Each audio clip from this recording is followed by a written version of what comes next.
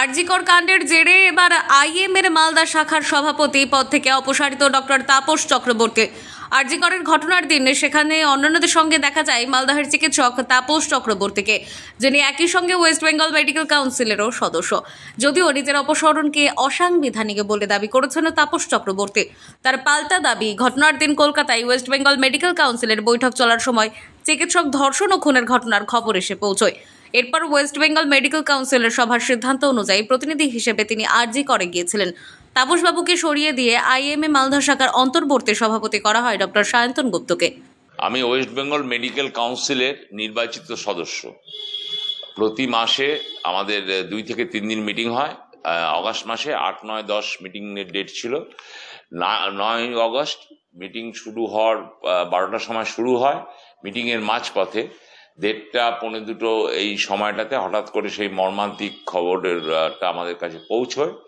তার 9 অগস্ট এবং আমরা তখন মিটিংয়ে ছিলাম, বোর্ড মিটিংয়ে, এবং আমরা মিটিংয়ের শেষাংশে এসে একটা সিদ্ধান্ত হয় বোর্ডে যে এক প্রতিনিধি দল যাবে এবং ওয়েস্ট বেঙ্গল মেডিকেল কাউন্সিলের দাবিটা হেলথ অথরিটির কাছে পৌঁছে দেবে। সেই প্রতিনিধি দলে আমি ছিলাম, ডক্টর সুশান্ত রায় ছিলেন আর প্রফেসর সুরিতা পাল ছিলেন। আমরা আরজি করে যে প্রচুর সেখানে সমাগম ছিল, চিকিৎসক, পুলিশকর্মী, সংবাদ মাধ্যমের বন্ধুদের।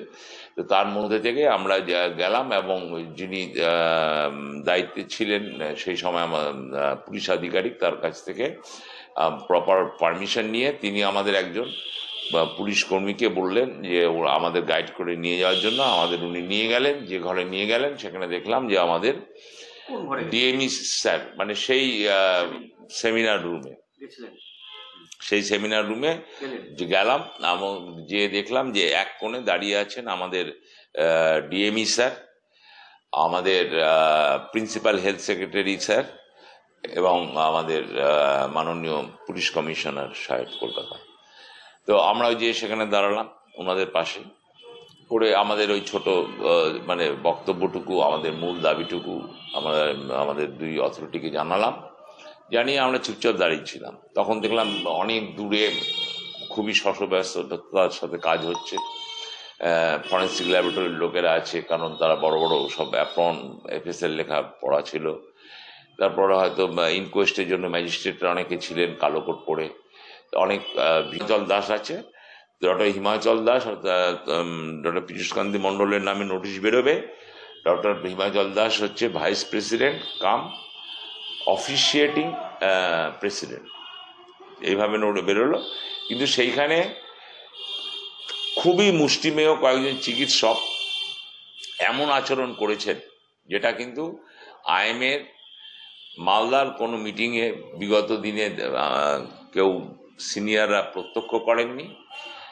তাদের আচরণটা অনেকের মনেই খুব দুঃখ জাগিয়েছে এবং সবথেকে বড় দুঃখের জায়গা আমার, যে এত বছর ধরে আইএমএ চলছে, এখনো তাদের সংবিধান সম্বন্ধে মিনিমাম জ্ঞানটুকু নেই।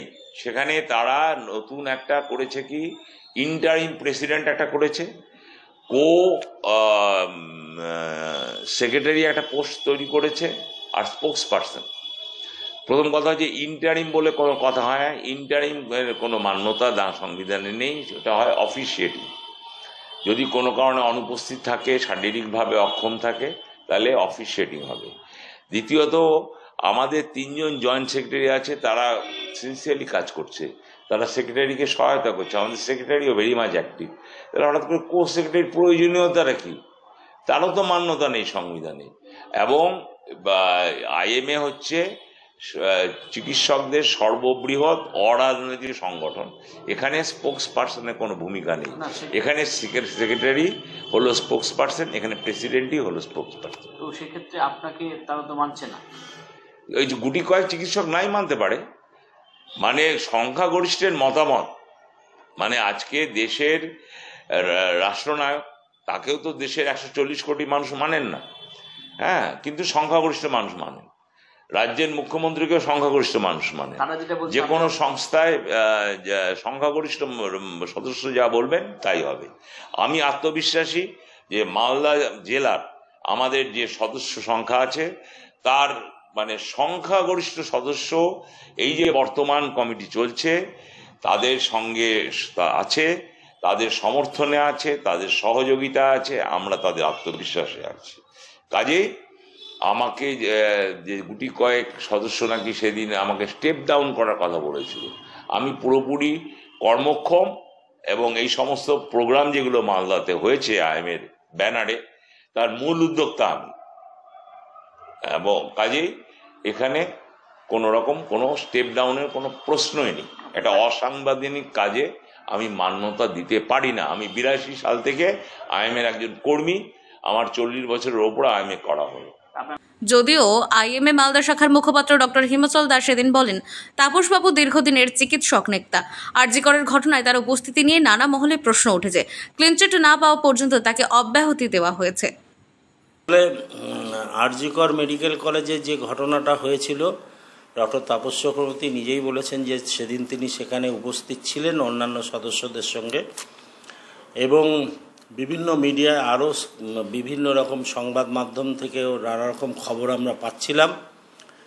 সেই ভিত্তিতে আমাদের বিভিন্ন সদস্যদের মনে ক্ষোভ জাগে, যার জন্য আমরা জিবি মিটিং ডাকি এবং জিবি মিটিংয়ে সভাপতিত্ব করার পারমিশন তদানীন্তন সভাপতি ডক্টর তাপস চক্রবর্তী নিজেই আমাকে হোয়াটসঅ্যাপে দেন এবং আমরা জিবি মিটিং করি। 1 ঘন্টার নোটিশে আমাদের জিবি মিটিং ডাকতে হয়।